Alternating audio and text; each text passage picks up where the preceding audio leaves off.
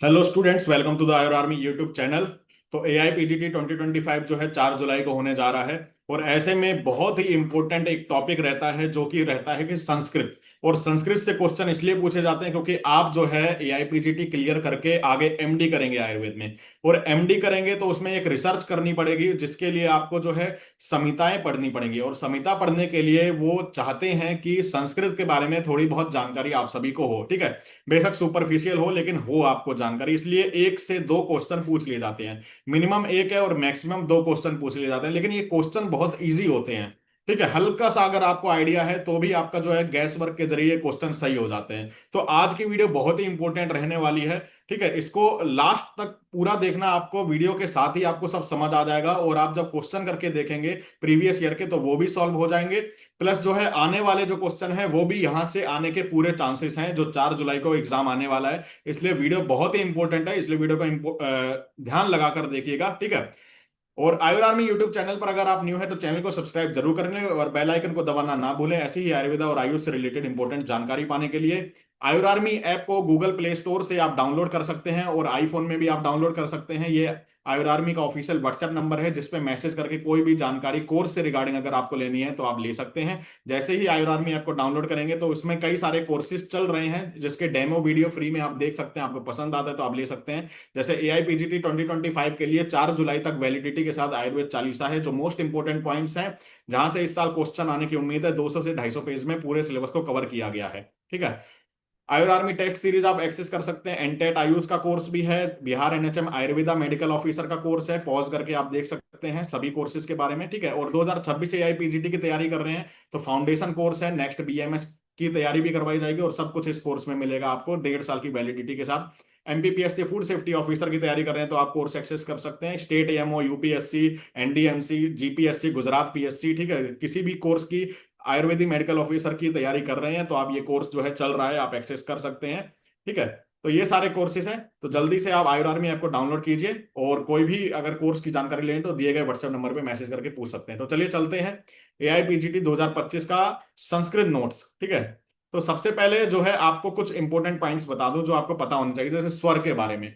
संस्कृत में 9 स्वर माने गए हैं। एक तो ये क्वेश्चन आ सकता है, स्वर के मुख्यतः 3 भेद होते हैं, ह्रस्व स्वर, दीर्घ स्वर और प्लूत स्वर। ये आपने पढ़ा भी है, ठीक है। उच्चारण समय में एक मात्रा, यानी बहुत कम समय में जो है, 1 सेकंड से भी कम समय में जो है इसका उच्चारण हो जाता है, जैसे ए ई उ री लिरी, ठीक है। तो ये आप 5 वर्ड याद रखना, ये ह्रस्व स्वर है। दीर्घ स्वर क्या हो गया, 2 मात्रा का समय लगता है, तो आ ई उ री ए औ, ठीक है। प्लूत स्वर क्या हो गया, 3 मात्रा का समय लगता है, ठीक है। तो मतलब समय लगता है 3 सेकंड का लगभग, मान के चलिए अ ई उ ऐसे करके, ये प्लूत स्वर हो गया, ठीक है। फिर आपने पढ़ा होगा फर्स्ट ईयर में माहेश्वर सूत्र, तो आपको याद दिला देता हूं, रिवीजन हो जाएगा। ए ई उ ऋण री लिरी क आदि 14 सूत्र जो होते हैं भगवान माहेश्वर के डमरू वादन से बने हुए थे, ठीक है। और पाणिनि को सुनाई पड़े थे, जिसको माहेश्वर सूत्र कहा जाता है। तो एक क्वेश्चन आ जाता है, कितने सूत्र हैं, 16 सूत्र हैं। चतुर्दश सूत्र इन्हीं को कहते हैं। इन्हीं सूत्रों से प्रत्याहार भी बनाए जाते हैं, इसलिए प्रत्याहार सूत्र भी इन्हीं को कहा जाता है। तो एक क्वेश्चन ये बन सकता है, बहुत इंपॉर्टेंट, आपको याद रखना है। 14 माहेश्वर सूत्र यहाँ पे लिखे गए हैं। औन रीलिरिक, ठीक है, एओंग ऐसे करके जो है आप याद कर लेना। एओच हैवरट लण, ठीक है। और यमंगनम झमन ऐसे करके जो है ये सारे जो हैं सूत्र हैं, आप देख सकते हैं एक बार। बाकी जो है वर्णमाला आप देख लीजिए, ये यहां से क्वेश्चन आ जाता है कई बार। देखिए कुछ जो वर्ण होते हैं जैसे दंत से बोले जाते हैं, कुछ ओष्ठ से बोले जाते हैं, कुछ तालु से, कुछ कंठ से, ये हम बचपन में भी पढ़ते थे, ठीक है। तो वही चीज है यहाँ पे। और जो ये सारी चीजें आप पढ़ लेना, जैसे अ आख ख ग ढ है विसर्ग, ये कंठ से बोला जाता है, ठीक है। आप बोल के भी देखेंगे ना प्रैक्टिकल करके, तो आपको ऐसा प्रतीत होगा कि ये कंठ से बोला जा रहा है। जैसे ई तालु से बोला, जीभ जो है तालु में लगती है थोड़ी, ठीक है। ई च छ, ठीक है। वैसे मूर्धा से क्या होता है, ठीक है, री री। दंत से क्या बोला जाएगा, ली। दांत का यूज हो रहा है, देखिए आगे वाले दांत का यूज हो रहा है, त थ द ध न ल स, ये दांत का यूज हो रहा है, इसलिए दंत हो गया। ओष्ठ से, जिसमें ओष्ठ का यूज हो रहा है, ठीक है। सोच के देखिए आपका होंठ ही नहीं है तो आप ये बोल पाएंगे, ठीक है, भ म, क्योंकि होंठ दोनों लिप्स जो हैं वो बंद हो रहे हैं, तभी हम इसका उच्चारण कर पा रहे हैं। वैसे ही नासिका से, ठीक है, तो नासिका से देखिए न म ण न न, ठीक है, तो ये नासिका से हो गया, जैसे हिमेश रेशमिया नासिका से गाता है, तो वो सारी चीजें जो हो गई आपकी। कंठ तालु से अ ए, और कंठ ओष्ठ अ औ, ये याद रखना। ये जो दो दो वाले हैं ना, ये बहुत इंपॉर्टेंट है, ये शॉर्ट में भी है और आपको याद भी हो जाएंगे इजी। और दंत ओष्ठ तो कई बार पूछा गया है, वह, ठीक है, वह दंत ओष्ठ दोनों से बोला जाता है, तो बोथ आंसर हो तो बोथ लगाना है। तो ये बहुत इंपॉर्टेंट पॉइंट है। अब आगे चलते हैं, समास। मोस्ट इंपोर्टेंट है, जहां से क्वेश्चन आता है समास के बारे में पूछा जाता है, ठीक है। तो समास किसको बोला जाता है? समास अनेक पदों का एकीकरण या मेल होना समास कहलाता है, ठीक है। अनेक पदों को जो जोड़कर जो है एक शब्द बनता है, ठीक है। जैसे जैसे मान लो कृष्ण और श्याम, इन दो को जोड़कर जो है, दो वर्ड अलग अलग है, इनको जोड़कर एक शब्द बना कृष्ण श्याम, तो ये समास हो गया, ठीक है। समास मतलब अनेक शब्दों को जोड़कर एक शब्द बनाना, वो समास होता है। तो समास का अर्थ होता है संक्षेपीकरण। क्यों करते हैं समास? संक्षेपकरण के लिए, ठीक है। शॉर्ट में आपको कोई चीज समझानी हो तो हम इतना बड़ा वाक्य क्यों बोलेंगे, तो समास कर लेते हैं, ठीक है। तो जब दो या अधिक पद मिलकर, दो या दो से अधिक मिलकर नया शब्द बनता है, तब उनके बीच की विभक्तियों का लोप हो जाता है। विभक्तियों का लोप, लोप यानी कि विलुप्त हो जाती हैं विभक्ति। अब क्या है, सबसे पहले विभक्ति मैं आपको बता देता हूं, ठीक है। उसके बाद आप समास अच्छी तरह पढ़ पाएंगे। देखिए इसको नीचे करेंगे स्क्रॉल, तो मैंने विभक्तियां लिख रखी हैं, ये आपको याद होनी चाहिए। कारक चिन्ह जो होते हैं, देखिए 8 विभक्तियां हैं, प्रथमा द्वितीया तृतीया चतुर्थी पंचमी षष्ठी सप्तमी अष्टम, ठीक है। और कारक और चिन्ह उनके आपको याद रखने हैं। देखिए ये इजी याद हम बचपन में करते थे। कर्ता ने कर्म को करण से के द्वारा संप्रदान को के लिए अपादान से संबंध काके की अधिकरण में पर संबोधन है अरे, ऐसे करके आप याद करते थे। वही चीज ऐसे ही याद करनी है, ठीक है। कर्ता ने, मान लो किसी शब्द में ने आ रहा है, तो आप समझ जाइए प्रथमा विभक्ति का ये कारक है। को आ रहा है, ठीक है, तो द्वितीय विभक्ति है। से और द्वारा आ रहा है तो तृतीय विभक्ति। आप एक आगे समझ आ जाएगा आपको, इजीली मैं समझा दूंगा। पहले आपको ये याद होना चाहिए, ये बिल्कुल सिक्वेंस वाइज आपको ऐसे ही याद होना चाहिए। कर्ता ने कर्म को करण से के द्वारा संप्रदान को के लिए आपादान से संबंध काके की अधिकरण में पर संबोधन है अरे, ठीक है। अब आगे चलते हैं समास के बारे में जो हम पढ़ रहे थे, ठीक है। तो यहां जो है एक पद बन जाता है, उसे समास कहते हैं। जैसे दशरथस्य पुत्र, ठीक है, तो अस्य ये कौन सी विभक्ति है?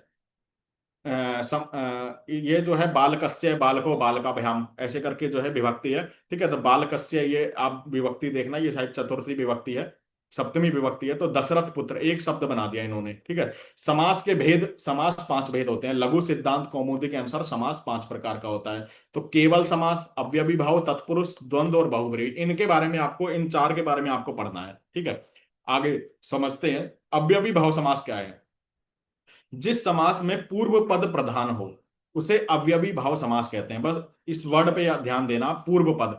पूर्व दो पद होते हैं, देखिए राम और कृष्ण है अगर, ठीक है, तो उसमें राम हो गया पूर्व पद पहले का, ठीक है, पूर्व पद, और कृष्ण हो गया उत्तर पद, उत्तर पद, ठीक है। तो पूर्व पद उत्तर पद, ये दो चीजें आपको पता होनी चाहिए। तो जिसमें पूर्व पद जो है प्रधान होता है उसको अव्ययी भाव समास कहते हैं। इस समास में पूर्व पद प्राय अव्यय होता है, ठीक है, प्राय अव्यय होता है। अब अव्यय क्या होता है? अव्यय मैं आपको बता देता हूं। अव्यय जो होता है, जो कभी चेंज नहीं होता, लिख लीजिए आप, जो कभी चेंज नहीं होता, ठीक है। चेंज नहीं होता रेस्पेक्टिव टू जेंडर, एज, ठीक है, एज और कास्ट। मतलब जो चेंज नहीं होता, जो सेम ही रहता है, जेंडर एज कास्ट कुछ भी हो जाए, वो जो है एक ही रहेगा, नपुंसक लिंग रहेगा, ठीक है। तो उसको अव्यय कहते हैं। जैसे क्या? जैसे यहां, जहां, ठीक है, या फिर लेकिन, क्यों, ये तो सेम ही रहता है ना। लेकिन, क्यों, ये सब सेम रहता है, ठीक है। तो ये आपको याद रखना है, यहां, जहां, नहीं, लेकिन, क्यों, ये अव्यय होते हैं, ठीक है। तो जिस समास में पूर्व पद प्रधान हो, और इस समास में पूर्व प्रधान, पूर्व पूर्व पद जो है अव्यय होता है, उसको अव्ययी भाव समास कहते हैं, ठीक है। तो अव्ययी भाव समास होने पर समस्त पद जो है अव्यय बन जाता है। अव्यय का क्या होता है? नपुंसक लिंग होता है और एक वचन होता है, ठीक है। जैसे यहां, जहां, ये एक ही वचन है, इसमें कुछ ऐसा थोड़ी होगा कि बहुवचन के लिए जो है दूसरा यहाँ हो जाएगा या जहां हो जाएगा, ऐसा तो है नहीं, ठीक है। तो वो चीज याद रखनी, नपुंसक लिंग हो रहा, एक वचन होगा, ये आपको पहचानने को आएगा इसमें से कौन सा समास अव्ययी भाव है, ठीक है। जैसे एग्जाम्पल दिया है उप प्लस नदम, ठीक है। तो उप हो गया पूर्व पद, नदम हो गया उत्तर पद, ठीक है। तो उपनदम जो हो गया आपका समास हो गया, उपनदम, ठीक है। तो उप, उप जो है एक तरह से पूर्व पद है, तो अव्यय जुड़ गया ना इसके साथ, उप जो है एक तरह से अव्यय हो गया। और नदम, नदम के साथ जुड़ के जो है उपनदम हो गया। ठीक है। तो ये आपको याद रखना है। जैसे मान लो प्रतिदिन, प्रतिदिन, तो दिन के साथ प्रति जुड़ गया, प्रति अव्यय था, तो प्रतिदिन आंसर मतलब जो है एक नया शब्द बन गया। ठीक है। मान लो जैसे है यथा संभव। ठीक है। तो संभव के साथ जो है आपका यथा ऐड हो गया, यथा, यथा संभव एक शब्द बन गया। ठीक है। तो यथा संभव एक नपुंसक लिंग भी है, एक वचन भी है, और यथा इसमें अव्यय जुड़ गया, तो वो अव्ययी भाव समास है। तो आपको पहचानना आना चाहिए। अगला देखते हैं तत्पुरुष समास। ठीक है। तो तत्पुरुष समास क्या होता है? जिसमें उत्तर पद प्रधान होता है। अब ये उल्टा है, मतलब अवयवी भाव का अपोजिट है, जिसमें उत्तर पद प्रधान होता है, तो ये तत्पुरुष समास है। इसके दो भेद होते हैं, समानाधिकरण और व्यधिकरण। ठीक है। तो समान अधिकरण तत्पुरुष क्या है? जिस समास में पूर्व पद और उत्तर पद में प्रथमा विभक्ति समान विभक्ति होती है। ठीक है। तो विभक्ति हमने अभी पढ़ी, प्रथमा कर्ता ने, अगर वो है समान विभक्ति, उसको तत्पुरुष समास को कर्मधारय समास कहते हैं। व्यधिकरण तत्पुरुष क्या है? जिस समास में पूर्व पद और उत्तर पद में अलग अलग विभक्ति हो। ठीक है। तो अलग अलग विभक्ति होंगी, उसको जो है छह भेद कहेंगे। ठीक है। इसके छह भेद हो गए, जैसे द्वितीया, तृतीया, चतुर्थी, पंचमी, षष्ठी, सप्तमी, जितनी भी विभक्तियां बच गई, वो सारे के अनुसार जो है व्यधिकरण तत्पुरुष हो जाता है। ठीक है। जैसे जो है इसमें बताया गया है रामम आश्रित। ठीक है। तो राम के आश्रित, तो ये कौन से? कर्ता ने कर्म को कर्म करण से के द्वारा संप्रदान को के लिए आपादान से संबंध काके की, तो संबंध यानी कि सप्तमी विभक्ति होगी, राम के आश्रित, रामा आश्रित। ठीक है। तो ये तत्पुरुष हो गया, इसमें विभक्ति छिपी हुई है। ठीक है। विलुप्त हो गई ना, लोप हो गया, इसलिए जो है द्वितीय तत्पुरुष का ये एग्जाम्पल हो गया आपका। ठीक है। तो जैसे जिसमें उत्तर पद प्रधान होता है, उत्तर पद प्रधान होता है, और पूर्व पद गौण होता है, छुपा हुआ होता है। इस पद में दो पदों के बीच जो है कारक का विलुप्त हो जाता है, कारक का लोप हो जाता है। ठीक है। जैसे मान लो राजपुत्र, राजपुत्र, तो वैसे क्या होना चाहिए? राजा का पुत्र, राजा का पुत्र, लेकिन यहां पे समास करके बना राजपुत्र। तो कौन सा समास हुआ ये? कर्ता ने कर्म संबंध काके की, संबंध काके की यानी कि सप्तमी, सप्तमी वाला हुआ ये आपका, सप्तमी नहीं सॉरी, षष्ठी वाला, षष्ठी वाला ही ये हुआ आपका तत्पुरुष समास। तो ऐसे करके आपको पहचानना आना चाहिए। राजा का पुत्र मान लो हो गया आपका विद्यालय। ठीक है। विद्यालय, तो ये समास पद है, तो कायदे से क्या होना चाहिए? विद्या के लिए आल्य, विद्या के लिए आल्य, छुपा हुआ है ना इसमें, आल्य यानी मंदिर, विद्या का मंदिर। ठीक है। वनवास हो गया। ठीक है। वनवास, तो वनवास में कौन सा हो गया? वनवास में हो गया अधिकरण, अधिकरण तत्पुरुष, अधिकरण तत्पुरुष। तो वन के लिए वास से अधिकरण में पर संबोधन है अरे। ठीक है। अधिकरण में पर होता है ना इसमें, अधिकरण में पर। ठीक है। तो वन में वास, वन में वास, कायदे से होना चाहिए वन में वास, लेकिन समास कर दिया तो वनवास हो गया, तो अधिकरण तत्पुरुष हो गया। तो आपको विभक्ति वाला वो जो टेबल है वो याद होना चाहिए, तो आपको इजिली ये जो है निकल जाएगा आपका आंसर। वैसे ही कर्मधारय समास क्या होता है? इस समास में पूर्व पद और उत्तर पद दोनों समान विभक्ति होती है। एक तो ये है समान विभक्ति होती है। ठीक है। और विशेषण विशेष्य बहुल्यम, पूर्व पद विशेषण होता है, पूर्व पद पद जो है विशेषण होता है, उत्तर पद विशेष्य होता है, उत्तर पद जो है विशेष्य होता है। जैसे ये है विशेष्य और ये है विशेषण। कैसे याद रखेंगे विशेषण विशेष्य? मैं बता देता हूं। विशेष्य तो हो गया जिसकी विशेषता बताई जाए, जिसकी, जिसकी विशेषता बताई जाए, जिसकी विशेषता बताई जाए वो विशेष्य है। और विशेषण क्या है? जो विशेषता बताई जाए, जो विशेषता बताई जाए। जैसे जिसकी विशेषता यानी सांप की विशेषता बता रहे हैं, और क्या विशेषता? जो विशेषता यानी कि काला सांप। अब मान लो काला, गोरा, भूरा, नीला, काला, पीला, जैसा भी सांप हो। ठीक है। तो काला, पीला, नीला ये जो हो गए विशेषण हो गए, क्योंकि ये विशेषता बता रहे हैं। लेकिन किसकी विशेषता बता रहे हैं? सांप की बता रहे हैं ना। काली लाठी भी हो सकती है, काला जो है आपका जो है ये कुछ कपड़ा भी हो सकता है। ठीक है। तो ये विशेषता किसकी बता रहे हैं? सांप की। ठीक है। तो जिसकी विशेषता बताए वो विशेष्य हो गया, और जो हो विशेषता वो जो हो गया वो, ठीक है, विशेषण। तो ये आपको याद रखना कि दोनों पद की जो है समान विभक्ति होती है और दोनों पद प्रधान होते हैं। ठीक है। दोनों में समान विभक्ति होती है, दोनों पद प्रधान होते हैं। एक मतलब शब्द से, दोनों शब्द से ही अर्थ निकलेगा काला। जैसे घन इव श्याम, तो घन श्याम। ठीक है। घन श्याम। विद्या धनम, तो विद्या रूपी धन, तो ये हो गया कर्मधारय, तो ये याद रखना है। अब द्विगु समास देख लेते हैं। द्विगु बहुत आसान है, संख्या, जहां भी संख्या नजर आ जाए वो आंख बंद करके लगा देना कि द्विगु समास है, और इसको कर्मधारय समास का भी भेद मानते हैं एक तरह से। जैसे कि पंचा नाम अमृता नाम समाहार है, पंचा अमृतम, अब संख्या आ गई, समझ जाइए द्विगु समास है। नवरात्रम, ठीक है, नवरात्रि आते हैं तो जो है आपका द्विगु समास है, ठीक है। द्वंद्व समास क्या होता है? उभय पद प्रधान द्वंद्व। द्वंद्व में समास में क्या होता है विशेषता देखिए, दोनों पद प्रधान होते हैं और इसमें बीच में हाइफन आता है, ठीक है, हाइफन आता है। जैसे आपको बता देता हूं, जैसे राम चय कृष्ण चय, ठीक है, राम कृष्णो, ठीक है, पिता पितरौ, तो ये जो हो गए आपके द्वंद्व समास। जैसे रामम चय कृष्ण चय, चय आएगा बीच में, ठीक है, चय से आप समझ जाना, या फिर हाइफन आता है राम कृष्ण, ठीक है। तो ऐसे करके आपको अगर पता चल जाए तो ये द्वंद्व समास होगा, ठीक है। और ये क्वेश्चन आया भी हुआ है लास्ट ईयर एआईपीजीटी में ऐसा। तो औ की मात्रा हो तो एक तो ये पहचान लेना, ठीक है, पिता पुत्रो, तो पिता चय पुत्र चय, दो चीज बता रहे हैं ना, द्वितीय विभक्ति है, राम कृष्ण हो, ठीक है, या फिर पुत्रो ऐसे करके आ गया, या मात्रो, मात्रो आ गया, ठीक है। तो ये द्वंद्व समास होगा, ऐसे याद रखना है आपको, ये इंपॉर्टेंट है। बहुब्रीहि समास क्या है? जिस समास में ना तो पूर्व पद ना ही उत्तर पद प्रधान हो, इन दोनों पदों से अलग कोई अन्य अर्थ का बोध कराता हो, बहुब्रीहि। बहुब्रीहि, ठीक है, बहु से ही पता चल रहा है, यानी बहुत बहुवाचक, ठीक है, बहुब्रीहि समास, यानी कुछ अलग जो है अर्थ निकाल रहा हो। जैसे चक्रपाणी, ठीक है, चक्रपाणी, चक्रम पाणो यस्य च, जिसके पाणी, जिसके हाथ में चक्र हो वो चक्रपाणी कहलाता है, यानी कि भगवान विष्णु की बात करी जा रही है, यानी कि एक थर्ड पर्सन की ओर इंगित किया जा रहा है, ठीक है। लंबो उदर, लंबो उदर, लंबा है उदर जिसका, ठीक है, लंबा है उदर जिसका, लंबम उदर यस्य से।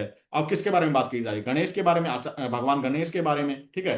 तो लंबो उदर, पीतांबर, पीतांबर हो गया, पीला है अंबर जिसका, यानी कपड़े जिसके पीले हैं, ठीक है, श्री कृष्ण, या ऐसे करके आपको याद रखना, पीला है अंबर जिसका, किसी और जो है पुरुष के लिए जो है इंगित किया जा रहा है, तो वो हो गया बहुब्रीहि समास। ये आपको याद होने चाहिए समास, जो मैंने बहुत अच्छी तरह समझा दिए हैं आपको, इजी याद भी हो जाएंगे, पहचानने आ जाते हैं, ठीक है। तो ये आपको पता होना चाहिए, तो ये सारा संस्कृत के लिए है। एक और कुछ चीज जो है बच गई है, मैं आपको बता देता हूं। एक तो आपको याद रखना है, जैसे शब्द रूप, शब्द रूप आप देख सकते हैं कि क्या होते हैं, उससे आपकी क्लियरिटी हो जाएगी विभक्ति के लिए, ठीक है। जैसे बालक का हो गया, बालक बालको बालका बालकम बालको बालकान बालकेन बालकाभ्याम बालकई बालकाय बालकाभ्याम बालकाभे बालकस्य बालकाभ्याम बालकाभे बालकात, ऐसे करके पूरा जो है आठवीं विभक्ति तक, एक वचन द्विवचन बहुवचन, ये आपको पता होने चाहिए, ठीक है। तो ये बहुत इंपॉर्टेंट है। और शब्द रूप के साथ साथ आपको एक तो पुल्लिंग का शब्द रूप आना चाहिए, एक स्त्रीलिंग का शब्द रूप आना चाहिए, एक नपुंसक लिंग का, नपुंसक लिंग का यानी पुस्तम पुस्तके पुस्तकाणी, ऐसे करके होता है, ठीक है। और स्त्री का हो गया जैसे रमा रमे रमा रमाम रमे रमा रम्या रमाभ्याम रमाभी रमाए रमाभ्याम, थोड़ा सा चेंजेस है तो वो याद रखना है। और धातु रूप, धातु रूप में आपको याद रखना है, देखिए कौन सा जो है लकार किसके लिए होता है, एक याद रखना है, देखिए लट लकार, एक होता है लट लकार। लट लकार जो होता है वर्तमान काल के लिए, ठीक है, वर्तमान यानी कि जो चल रहा है, वर्तमान काल को के लिए जो है लट लकार होता है। जैसे पठती पठत पठंती पठती पठत पठत पठामी पठावी पठावें, ठीक है। ऐसी होता है आपका लिरिट लकार, लिरिट, लिरिट लकार, ये किस लिए होता है? ये जो है भविष्य काल को देखने के लिए होता है, भविष्य क्या होगा। पटिष्यति पटिष्यते पटिष्यन्ति पटिष्यसि पटिष्यसे पटिष्यत पटिष्यामि पटिष्यावे पटिष्यामे, समझ गए। फिर आपका होता है एक लंग लकार, लंग लकार, ठीक है, लंग लकार, ये किस लिए होता है? भूतकाल के लिए, भूतकाल आपको देखना हो, पास्ट, ठीक है, भूतकाल यानी पास्ट जो हो चुका है, ठीक है। तो अपठत अपठताम अपठत, ऐसे करके तो ये क्वेश्चन पूछ सकते हैं कि लट लकार किसके लिए होता है, लिरिट किसके लिए होता है, लंग लकार किसके लिए होता है, ठीक है, तो आपको पता होना चाहिए। और भी बाकी लकार होते हैं, लोट लकार होता है, लोट लकार होता है, लोट लकार होता है प्रेरणा या आज्ञा देने के लिए, प्रेरणा या आज्ञा देने के लिए, ठीक है। तो ये लोट लकार हो गया आपका, तो ये इंपॉर्टेंट है, ठीक है। तो इतना ये जो है आपको याद रखना है, ये जो मोस्ट इंपॉर्टेंट है। बाकी जो है धातु रूप तो आपको पता ही होने चाहिए, जो इंपॉर्टेंट है। और संधि के हाँ, प्रत्यय और वो बता देता हूं मैं आपको, इजी, ये आपने लिख लिया होगा।